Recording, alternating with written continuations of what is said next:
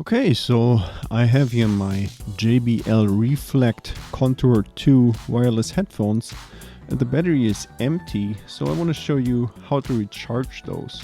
So first of all, how can you tell that the battery is empty? That's easy because here the little LED, when this is blinking red, that means the battery is empty, and you will also hear eventually this jingle here. Battery low. Okay, so now in order to charge it, we take a look here at the remote on the side, and there's this little flap here. You can open that, and underneath there's this micro USB charging port.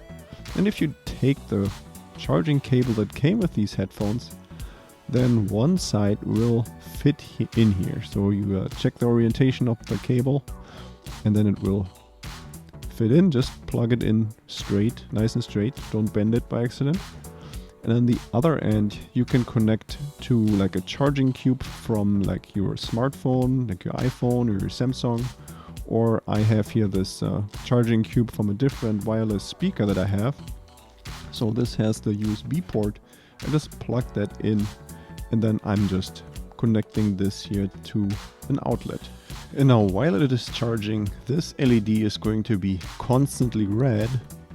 And as soon as the battery is fully charged, it is going to turn off, just like this here. And at this point, you can just take the headphones back up, and then you just disconnect the cable from the charging port. And here in the remote, you really want to be carefully pulling it out straight. So make sure you don't accidentally bend this, because the charging port of the headphones are kind of fragile, so you want to be careful with that.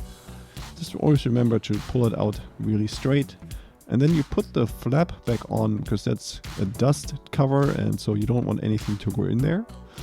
And now you're already done. Okay, so yeah, I hope this video was helpful. If you have any questions, leave a comment below, and don't forget to check out my other videos about these headphones.